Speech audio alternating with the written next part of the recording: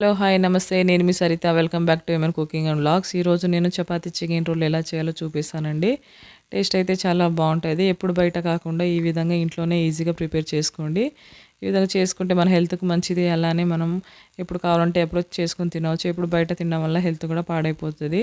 మనమంటే ఇంట్లో ఫ్రెష్‌గా చేసుకుంటాం. వాళ్ళు ఎట్లా చేస్తారో, ఎప్పుడు చేస్తారో మనకు తెలియదు గదా! కాబట్టి ఈసారికైతే ఈ విధంగా ట్రై చేసేయండి.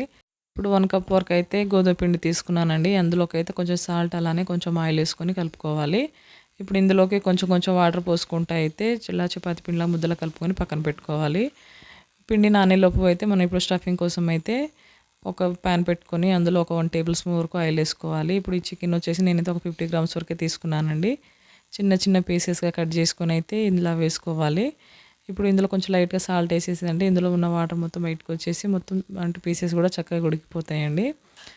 ఒక 5-10 మినిట్స్ వరకు అయితే ఇలా కుక్ చేసుకుంటే ఏందంటే పీసెస్ అంటే మనకు మంచిగా మెత్తగా ఉడికిపోతాయి. ఇప్పుడు ఇందులోకి ఒక హాఫ్ టేబుల్ స్పూన్ వరకు అయితే అల్లం వెల్లిగడ్డ పేస్ట్ వేసుకోవాలి. మరీ ఎక్కువ వేసుకోవద్దండి. కొంచెం వేసుకోవాలి. చూడండి చికెన్ పీసెస్ కూడా మెత్తగా ఉడికిపోయినాయి. ఇప్పుడు ఇలా వేసుకొని ఒకసారి బాగా కలుపుకున్న తర్వాత ఇందులోకైతే మీ దగ్గర అంటే ఏ వెజిటబుల్ ఉంటే అది వేసుకోండి. నేనైతే ఆనియన్ అంటే అన్ని వెజిటబుల్స్ వేసుకొని ఎలా అంటే ఒక 30 సెకండ్స్ వరకు అయితే అలా ఫ్రై చేసుకోవాలి. ఒకవేళ మీ పిల్లలు మరి పచ్చిగా తినాలనుకుంటే మాత్రం అంటే కొంచెం ఎక్కువనే ఉడికించుకోండి. తర్వాత అందులో క్యాప్సికము అలానే టమాటో ముక్కలైతే వేసుకున్నాను. ఇప్పుడు ఇందులోకి మీ టేస్ట్‌కి తగ్గ ఉప్పు, కారం అలానే ధనియా పౌడర్, కొంచెం మిరియాల పౌడర్ వేసుకోండి. ఇలా వేసుకొని ఒకసారి బాగా కలుపుకోవాలండి. ఇలా కలుపుకున్న తర్వాత ఇప్పుడు ఇందులోకైతే టేస్ట్ కోసము ఒక 1 టేబుల్ స్పూన్ వరకు అయితే టమాటో కెచప్ వేసుకోవాలి. ఇది వేసుకుంటే టేస్ట్ బావుంటదండి. వేసుకొని ఒకసారి కలుపుకున్న తర్వాత మళ్ళీ ఇంకో 1 టేబుల్ స్పూన్ వరకు అయితే సోయా సాస్ వేసుకోవాలి. ఇది మాత్రం కంపల్సరీ వేసుకోండి. టేస్ట్ చాలా బావుంటది ఇది వేసుకున్నా గూడా. ఇలా వేసుకొని అయితే ఒకసారి బాగా కలుపుకొని ఇప్పుడు లాస్ట్‌లో అయితే కొంచెం కొత్తిమీర వేసుకొని స్టవ్ ఆఫ్ చేసేయాలి అంతే అండి. స్టఫింగ్ అయితే రెడీ అయిపోతుందండి. సో, దాని తర్వాత అయితే మనం ముందుగా పిండి నానబెట్టుకున్నాం గదా! దాన్ని ఒకసారి బాగా కలుపుకోవాలి. ఇలా కలుపుకొని అయితే ఇప్పుడు ఇందులో నుంచి అయితే ఒక చిన్న పిండి ముద్ద తీసుకొని మనం చపాతీలాగా చేసుకోవాలండి. మనం చపాతీ చేసేలోపు అటు పెంక పెట్టుకుంటే హీట్ అవుతూ ఉంటది.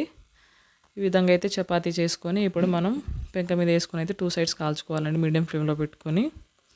ఇప్పుడు దీని మీద అయితే కొంచెం ఆయిల్ కూడా అప్లై చేసేయాలి. ఇలా చేసుకొని ఈ విధంగా అయితే 2 సైడ్స్ మంచిగా కాల్చుకోవాలి. ఇలా కాల్చుకున్న తర్వాత ఇప్పుడు ఒక ప్లేట్‌లో తీసుకొని ఇప్పుడు ఈ చపాతీలోకి అయితే మనం ముందుగా చికెన్ స్టఫ్ అంటే చేసి పెట్టుకున్నాం గదా! ఇప్పుడు ఆ చికెన్ ఇందులో స్టఫింగ్ చేసుకోవాలండి. ఈ విధంగా అయితే పెట్టేసి ఇలా రోల్ చేసేస్తే ఇక ఎంతో టేస్టీ చపాతీ చికెన్ రోల్ అయితే రెడీ అయిపోతుంది. టేస్ట్ అయితే నిజంగా చెప్తున్నా చాలా బావుంటదండి. ఒకవేళ మీరు కావాలంటే చపాతీకి ఇంకా టమాటో కెచప్ గానీ, ఇంకా వేరే టమాటో సాస్ అలా కూడా అప్లై చేసుకొని ఆ చికెన్ వేసుకుంటే టేస్ట్ కూడా అలా కూడా బావుంటదండి. ఇంకో విధంగా చెప్పాలంటే చీజ్ వేసుకొని కూడా ఇంకో 2 సైడ్స్ కాల్చుకోవచ్చు. అలా చేసుకున్నా కూడా బావుంటది. సో, ఈసారికైతే కంపల్సరీ ఈ రెసిపీ ట్రై చేసి మీకు ఎలా వచ్చిందో మాత్రం కామెంట్ చేయండి. అలానే నచ్చితే లైక్ చేయండి, షేర్ చేయండి. మరిన్ని రెసిపీస్ కోసం అయితే నా ఛానల్‌ని సబ్స్క్రైబ్ చేసుకోండి. Thanks for watching.